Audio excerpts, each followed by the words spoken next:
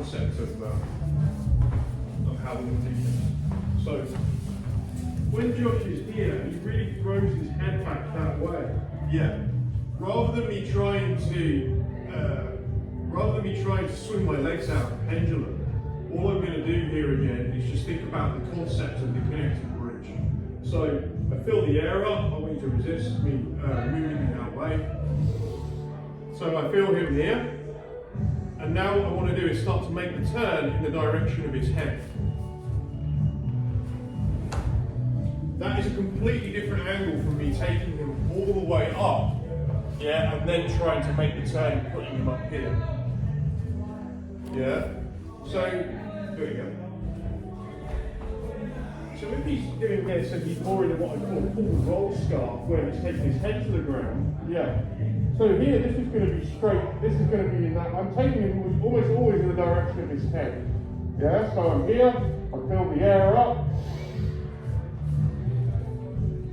and I release the air on the turn. I don't really need you there, but he's really going crazy. So that's with his ball up, then he throws the head back, I'm taking him that direction, and again, it's a connected bridge.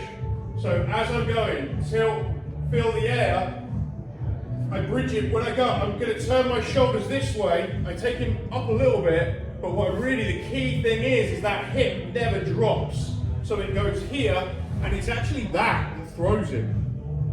And it looks like, well, how can a pull throw him? And he just does. It's just, I think it's just keeping this hip forward, but it just works. So every time he leans back, you know, I might need to take some air out here when he's really going, throw your head in, yeah, and it's like, oh. So I let the air out, I get a bit of an elevation here, but it's this bit here. If I try and take him up, I'll feel like I'm dying. So what I've got to do is I keep the air in, and what I'm going to do, I start to change it's like I change the angle and the head and the heel connect. And that's what rolls him. Rather than me having to try and like do this thing of penduluming out and coming up, which it sometimes works very, very easily, and other times you just get stuck.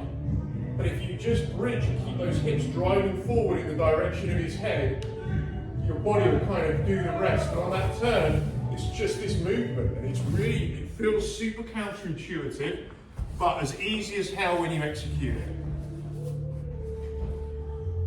So I'm just taking my hip in the direction of his head, just changing the angle. But the actual, what we've just done, doesn't really change one bit. I didn't even shorten the side there, which I know will add value in terms of what the shortening the side does. If I try, just 1 second. If I try and get up, like I try to stand up, that's about the best I can do. I'm not, you know, unless I'm an amazing athlete, I can't go through my own body. But what the shortening of the side really is doing is actually giving you that. So if I bridge and I shorten the side, it helps me to take my heels to the back of my head. And although that doesn't look like it's going to work, that's all I'm doing. I guarantee you it does, when he pulls in that direction. Because you're moving with him, it takes very, very little to take him that way. So I should have to shorten the side just because it does improve it. So in here, he's doing all this. So in reality, I get it as close as I can. So I pendulum in. So I get into this idea. And you know, I get into this position, and now I throw my knees. I retract to get into position. Now I'm bridging. Yeah? And I want to shorten that side. I shorten the side so the head and the heels can connect. Yeah, let's give it a go.